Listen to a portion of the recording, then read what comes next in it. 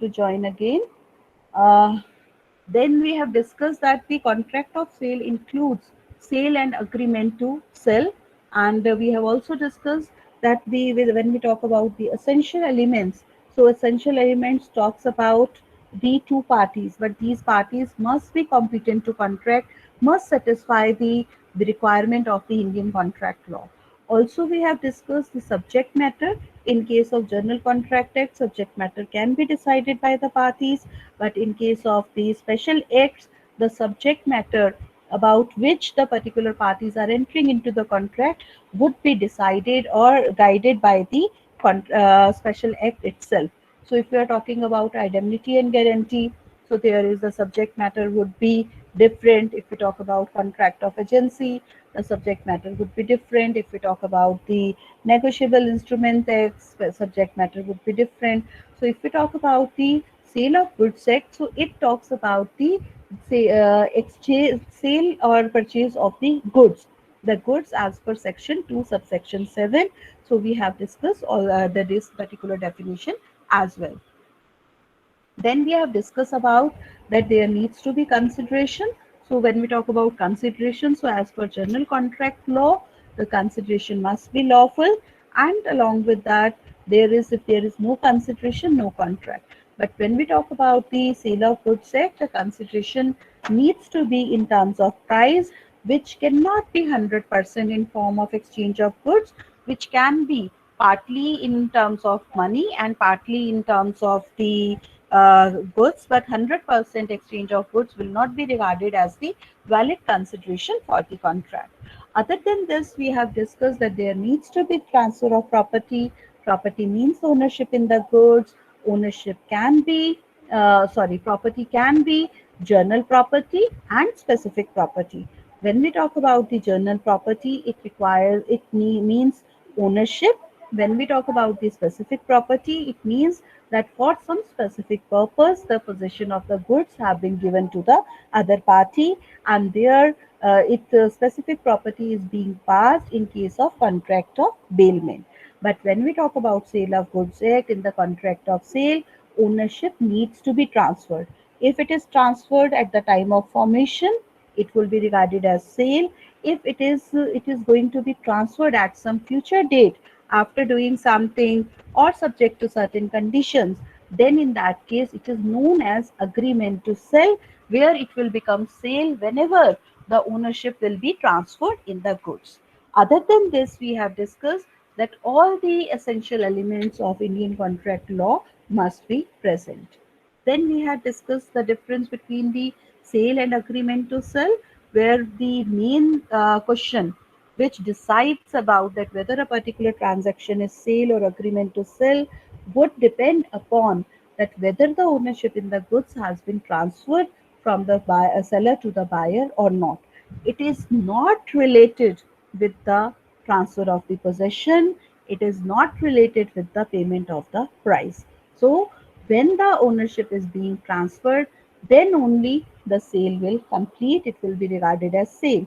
But if the even the possession of the goods is being given or price of the goods have already been paid, but it will remain agreement to sell until unless all the conditions or the ownership has been transferred from the seller to the buyer. So the different case studies, examples, railway receipt, the case question asked by your friend, all these things indicates that whenever the ownership will be transferred, then only sale is going to take place. Otherwise, it is remain as the agreement to sell. Then after that, we have discussed the difference on the basis of loss, who is going to bear the loss in both the situation. We have discussed the remedies for breach of contract. We have discussed about the effect of resale. Then we have discussed about the right of jus in rem and jus in personam in case of transfer of property.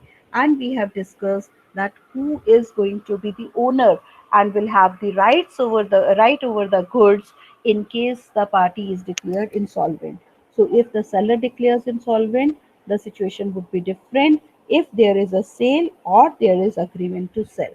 And in case of insolvency of seller, the buyer the case would be different if there is a sale or agreement to sell. The main rule here is that who is the owner of the goods at the time of insolvency. So whosoever is the owner of the goods will go to the that particular party, even if the goods are in the possession of the other party. So even the buyer becomes insolvent, but he has already paid the price, so he has the right to take back the goods, even if the goods are in the possession of the seller. Seller has not delivered the goods, or even if the buyer has not paid the price and he has been declared insolvent. But in case of sale, because ownership is being paid, being transferred, so buyer has the right over the goods. So in this point also we can discuss, or we can highlight that possession of the goods or payment of price does not matter. What matters is that whether the ownership in the goods has been transferred to the other party or not. After this, we have discussed the meaning of goods as per section 2, subsection 7, and here we have to discuss the type of the goods. We have to discuss that what will happen in case the goods are perished. So first thing is that we have to understand that good means every kind of movable property, but in this particular case, money and actionable claims are not included, but stocks, shares, growing crops, grass, or things forming part of land which are agreed to be separated for the purpose of sale, this can be included in the meaning of goods. And if with respect to these goods, the particular ownership in the goods is transferred, it will be regarded as sale. And if with respect to these goods, the ownership will be transferred at some future date, but the parties have agreed to sell those goods, this will be known as agreement to sell. The goods can be the existing goods. When we talk about the existing goods, so we have to see that with respect to the existing goods, sale can happen. It means that already when we talk about the transfer of ownership, so there comes a logic which says that no one can transfer a better title than he himself has. It means that if a person is the owner of the goods, then only he can transfer the ownership right to the other person. If the person is not the owner of the goods, he cannot transfer the ownership right. तो जो right, जो status उस person का होगा, the person who is transferring the goods, he can transfer the same right. There are certain exceptions, but these exceptions we'll be discussing at the later stage. So when we talk about the existing goods, so because the goods are into existence, the sale can take place with respect to those goods. So these goods are can be classified into specific goods or and ascertain goods and unascertained goods. When we talk about the specific goods, so it means that these goods are unique or specific in nature with respect to which the contract of sale is being entered into, right? And when we talk about a certain goods means that we have identified from the group of goods, and these identified goods have been set aside for the purpose of contract of sale.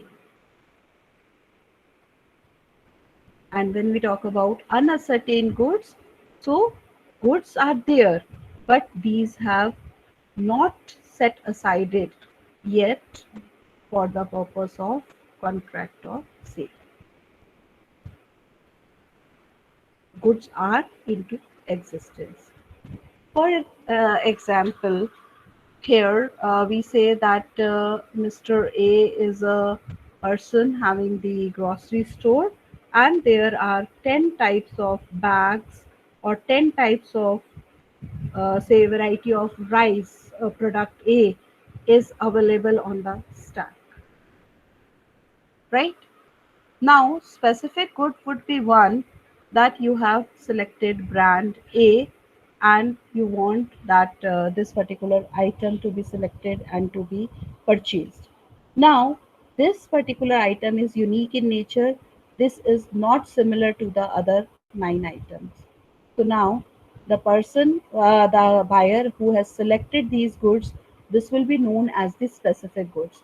And there is no, if this particular specific goods is destroyed or this particular specific item turned out to be defective, then there is no other item similar to A. All are different. Say A, B, C, all are different.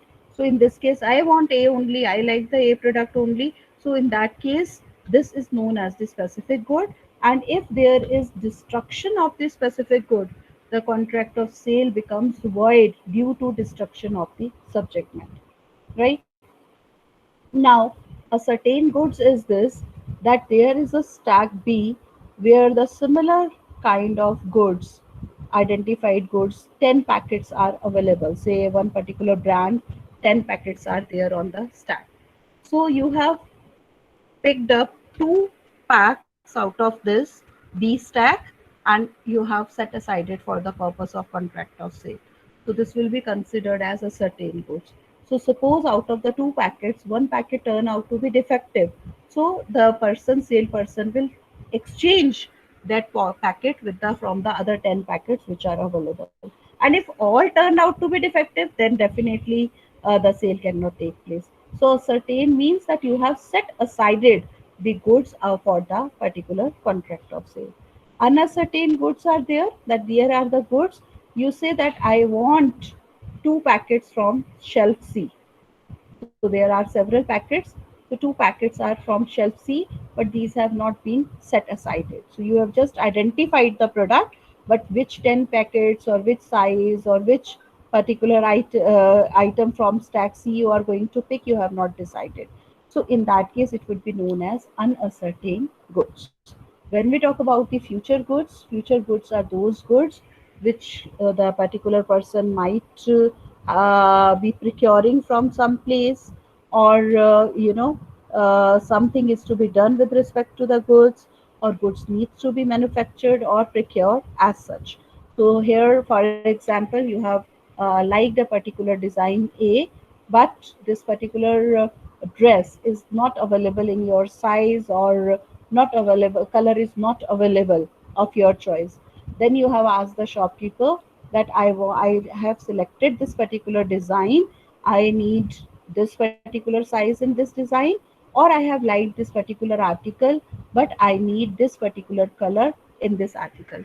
So the particular seller will reply that I will the ask the stock or the manufacturer for the same the size of your requirement or the color of your requirement, and you can come and collect it next week. So here you might have given certain advance, but this is agreement to sell, that is the goods will be sold subject to availability of the product next week. So in that case, this is known as the future product. And with respect to the future goods, there cannot be sale. There is going to be agreement to sell always. And when we talk about the contingent contract, contingent goods, so procurement of goods or availability of goods is dependent upon certain future event, right? So that future event, happening of certain future event, and yet that future event is not in the control of the party.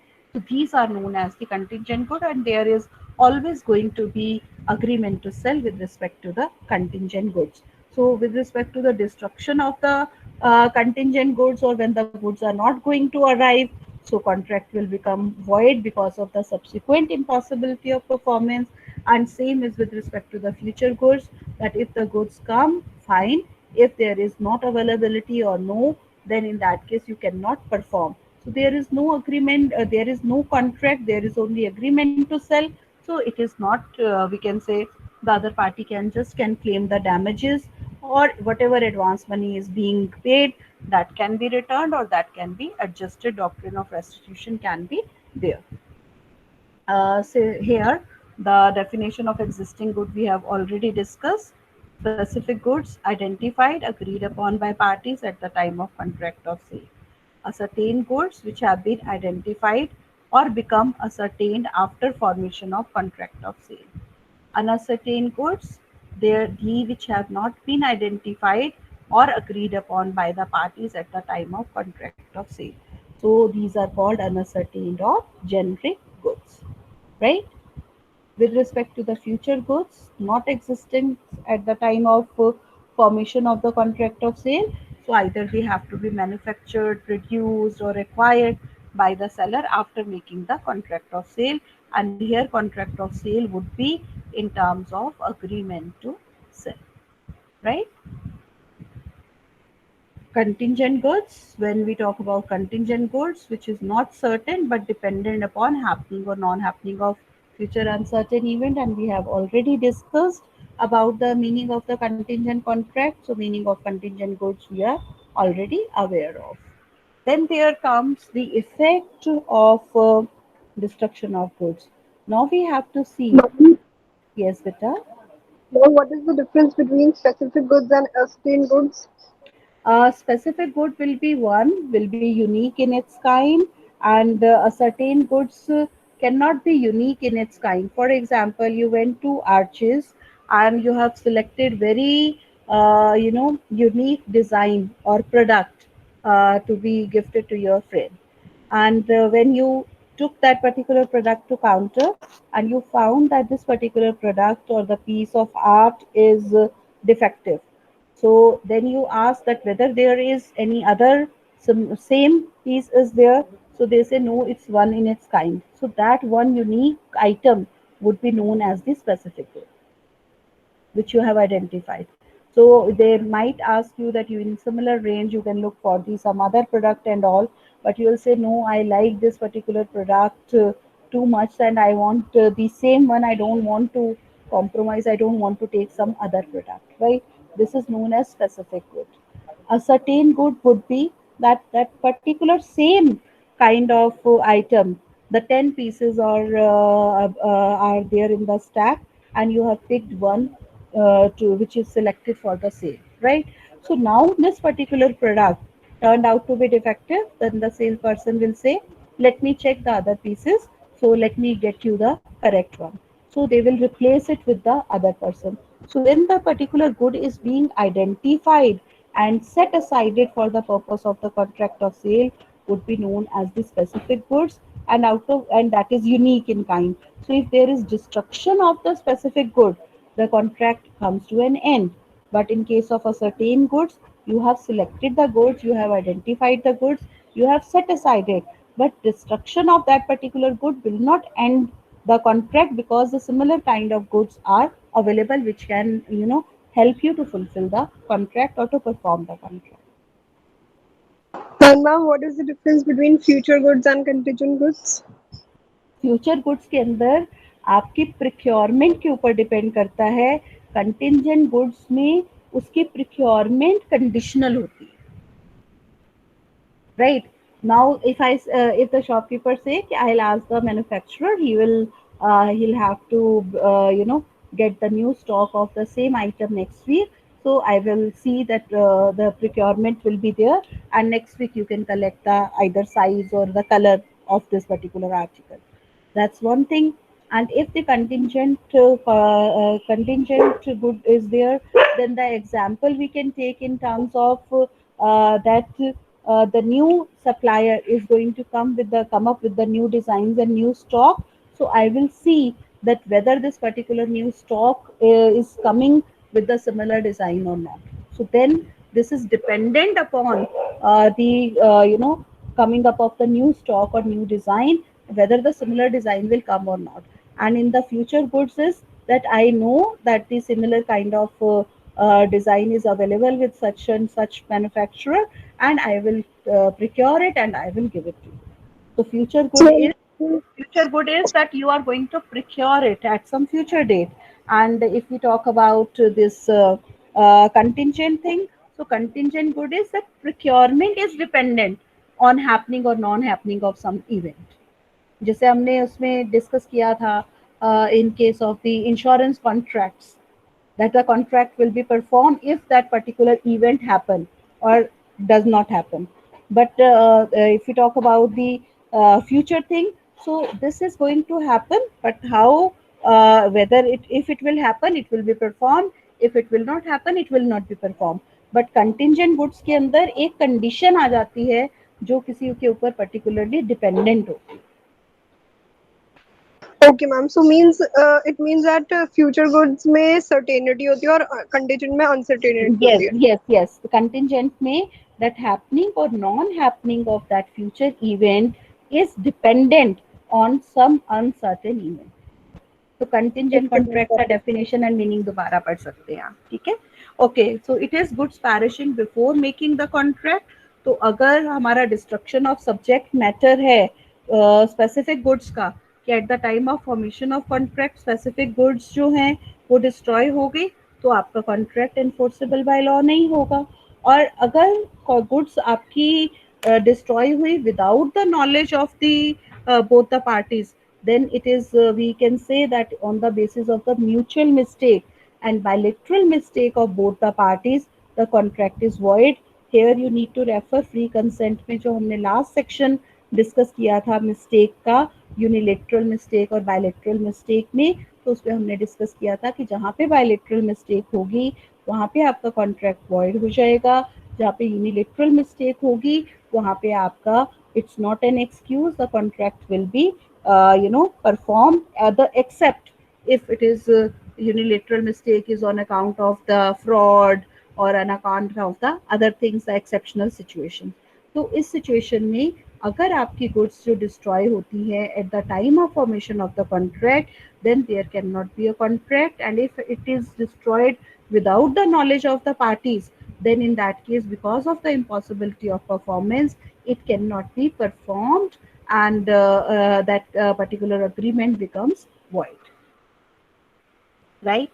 Then after that there comes that the deciding factor, that if the part of the goods are destroyed, तो अगर वो divisible होंगी तो जो goods destroy हुई हैं उससे related balance of the goods के लिए कॉन्ट्रैक्ट परफॉर्म हो जाएगा. But if the goods are not divisible in nature, then in that case the contract complete whole of the contract will be void because of the impossibility of performance. So there is there bailment में हम discuss करेंगे कि अगर वो goods mix हो जाती हैं तो उसका सेपरेशन कॉस्ट जो है वो बेली बियर करता है and all. But if there are goods are divisible तो उस केस में आपका कॉन्ट्रैक्ट परफॉर्म होगा, और अगर गुड्स इनडिविजिबल होती हैं तो आपका कॉन्ट्रैक्ट परफॉर्म नहीं होगा, right? Then there is goods perishing after the agreement but before sale is made.